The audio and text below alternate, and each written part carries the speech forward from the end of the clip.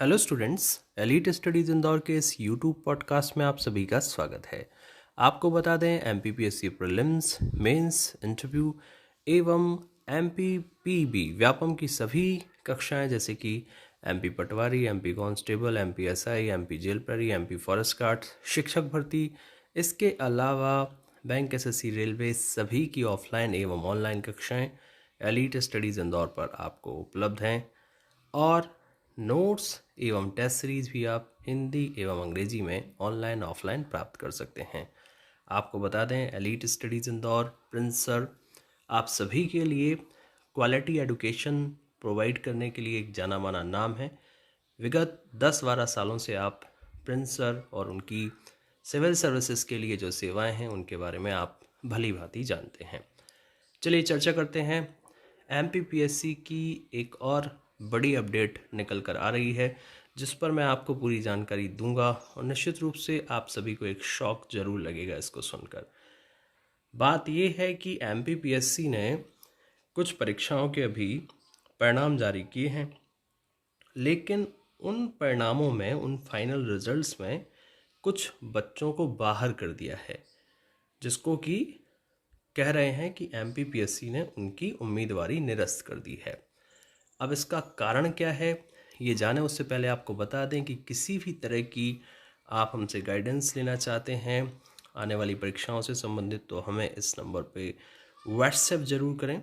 इस वीडियो के अंत में आपको टेलीग्राम, यूट्यूब, इंस्टाग्राम, फेसबुक इत्यादि सभी की लिंक्स दी गई हैं, उन पे क्लिक करके हमें ज्वाइन जरूर कर लें। साथ ही आपको बता दें आप एमपीपीएससी एवं अन्य परीक्षाओं के लिए हमारी टेस्ट सीरीज जो कि मार्च में शुरू होने वाली है, दोनों ही लैंग्वेज में, हिंदी और अंग्रेजी दोनों में, उसको ज़रूर ज्वाइन करें। इंक्वायरी के लिए हमें व्हाट्सएप कर सकते हैं। चलिए शुरू करते हैं हमारी न्यूज़। तो न्यूज़ ये है कि अभी हाल ही में एमपीपीएससी ने, मध्य प्रदेश लोक सेवा आयोग ने चिकित्सा अधिकारी 2021 के पदों हेतु साक्षात्कार के पश्चात कुछ उम्मीदवारों की उम्मीदवारी निरस्त कर दी है। अब उसका रीज़न जान लीजिए। देखिए आप यहाँ पर देख रहे हैं आयोग के विज्ञापन क्रमांक 4/2021 दिनांक 14 जून 2021 के अंतर्गत ये आपकी लोक स्वास्थ्य एवं परिवार कल्याण विभाग के तहत चिकित्सा अधिकारी के रिक्त पदों की पूर्ति हेतु विज्ञापन जारी किया गया था। तो अब देखिए इसमें क्या हुआ है। चयन, जो पॉइंट नंबर 2 है, चयन परिणाम जारी किए जाने के पूर्व अंतिम स्तर की जांच समीक्षा में निम्नलिखित आवेदकों की उम्मीदवारी उनके नाम के सम्मुख दर्शाए गए कारणों से निरस्त की गई है। अब देखिए कुछ बच्चों की जो उम्मीदवारी है क्यों निरस्त की गई है। देखिए ये 5वें नंबर पर जो दिया गया है कारण, इसमें एक स्टूडेंट हैं, बताया गया है कि ऑनलाइन आवेदन पत्र प्रस्तुत करने की अंतिम तिथि 23 जुलाई 2021 तक मध्य प्रदेश रोजगार कार्यालय में जीवित पंजीयन क्रमांक अनिवार्य है। मध्य प्रदेश रोजगार कार्यालय में जीवित पंजीयन अंतिम तिथि के पश्चात अर्थात 27 जुलाई 2021 का प्रस्तुत किए जाने के कारण, और भी एक इनके नीचे भी एक स्टूडेंट का नाम दिया हुआ है, उन्होंने भी 24 सितंबर 2021 का प्रस्तुत किया। यहाँ पर देखिए एक और हैं इसके नीचे, इन्होंने भी स्टूडेंट हैं, इन्होंने भी 25 अगस्त 2021 का, और एक और स्टूडेंट हैं 8वें नंबर पर, इन्होंने भी जो है 4 अगस्त 2021 का क्या किया है, इन्होंने जीवित पंजीयन रोजगार कार्यालय का पीएससी के समक्ष प्रस्तुत किया है। अब बात आती है कि अगर कोई व्यक्ति जो कि रोजगार कार्यालय में अपना पंजीयन करवाता है तो निश्चित रूप से उसकी एक एक्सपायरी डेट भी होगी, और कोई भी व्यक्ति जब तक वो रोजगार पंजीयन उसका एक्सपायरी नहीं हो जाता उसको रिन्यू नहीं कराएगा, तो या यूं कह लीजिए कि उसके बाद ही वो रिन्यू होगा। अब ये कैसा एक विचित्र नियम है कि कोई भी व्यक्ति जो है, जिसमें कि इस नियम के तहत अगर आप एक डेट तय कर देते हैं और अगर कोई व्यक्ति उस डेट के बाद वाला रोजगार पंजीयन आपको जमा करता है तो आप उसको बाहर कर देते हैं।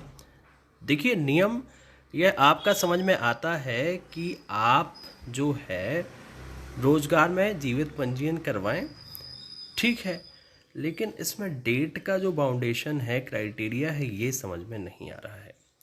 कम से कम इतना तो आपको भी समझना पड़ेगा कि एक स्टूडेंट है जो अपना रोजगार पंजीयन करवाएगा तो उसकी एक्सपायरी डेट भी होगी। अब वो अगला जो रिन्यूअल उसका कराएगा वो एक्सपायर होने के बाद करवाएगा। तो अब ऐसे में क्या किया जाएगा? ऐसे में वह विद्यार्थी अभ्यर्थी उसको उसके बाद ही रिन्यू कराएगा। तो कहने का मतलब ये है कि इसमें डेट का तो कोई बाउंडेशन नहीं होना चाहिए, लेकिन उसके बावजूद भी एमपीपीएससी ने ये नियम बनाकर कई अभ्यर्थियों को परीक्षा से बाहर कर दिया है। चलिए कोई बात नहीं। अब इसमें मैं अभ्यर्थियों को ये कहना चाहूँगा कि अभी ऐसे बहुत सारी परीक्षाएं हैं एमपीपीएससी की जिसमें इस तरह के नियम एमपीपीएससी या व्यापम के द्वारा बनाए गए हैं। पूर्व में भी कई ऐसी परीक्षाएं हुई हैं जिसमें कि एमपीपीएससी और व्यापम के द्वारा इस प्रकार की घटनाएं सामने आई हैं। लेकिन आपको बता दें कि कुछ मामलों में माननीय उच्च न्यायालय ने छात्रों को, अभ्यर्थियों को राहत प्रदान की है। अभी कुछ समय पहले की ही बात है जिसमें व्यापम के एक मामले में छात्र को माननीय उच्च न्यायालय ने रोजगार पंजीयन की वजह से जो व्यापम की एक परीक्षा में बाहर किया गया था उसमें बैठने की अनुमति दे दी थी।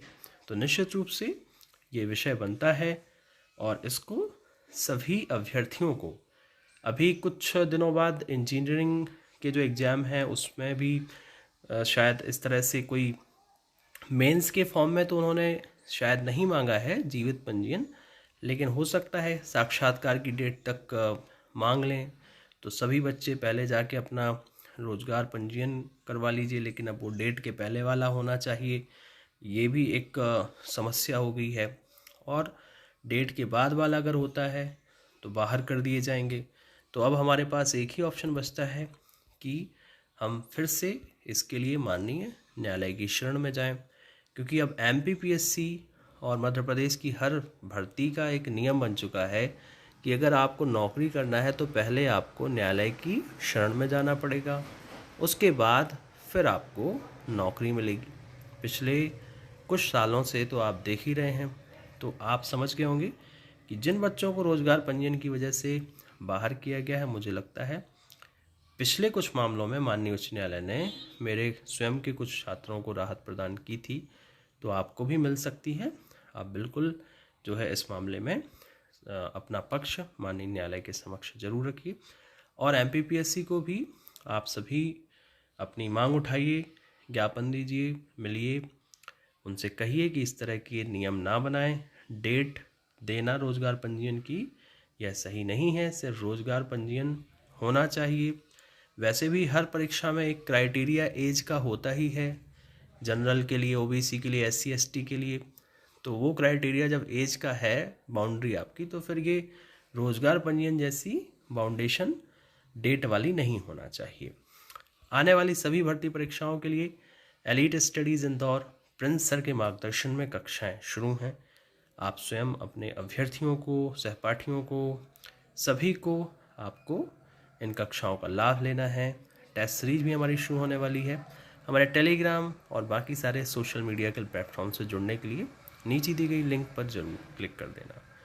मिलते हैं अगले पॉडकास्ट में। धन्यवाद।